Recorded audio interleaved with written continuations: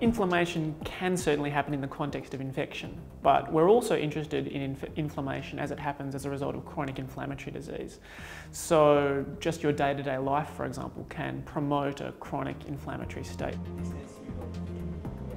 So broadly speaking, we do innate immunology. What we're interested in is the innate cells in your body. These are cell types that are really the first responders to infection, and they try and detect those infections, and they have various weapons they can use to try and fight those infections. Normally when that system works well, the body will go in for the fight, but then know when to back off. And what Seth has found in his studies overseas, and what he wants to continue here, is sometimes the system doesn't back off.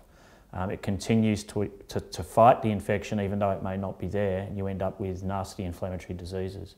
So inflammatory diseases are very common problems for the Australian community, and they include disorders such as rheumatoid arthritis and gout, psoriasis, atherosclerosis, diabetes and cancer. Understanding that has become a key focus in the inflammation field.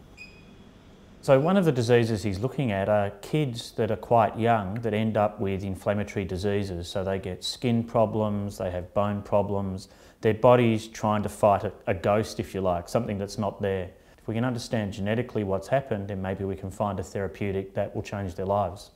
So we hope that our research can really lead to therapies and target things against the virus and therefore eradicate it, or to prevent those viruses from causing cancer. The fellowship that I got from VESKI is wonderful in that it really is going to facilitate a lot of the research looking at inflammation as a consequence of infection, both bacterial and viral. There's nothing like a dynamic young researcher who's charismatic and passionate about what he or she does to enthuse others around them. We're particularly excited because the Inflammation Division is a new area of research at the Walter and Eliza Hall Institute, and Seth is one of our first laboratory head appointments. We're always looking to find talented people. Some of them are Australians like Seth that have studied here and then gone overseas to work collaboratively in other organisations, and in Seth's case that was at the National Institute of Health in Bethesda in Washington and then Trinity College in Dublin. He did fantastically well overseas, and we're always looking for a brain gain to get these guys back. The Walter and Eliza Hall Institute for many years now has been recognised worldwide as one of the leaders of medical research, and I think it really promotes our ability to collaborate with big pharmaceutical companies, convincing them that the research we're doing is generating the drugs of tomorrow.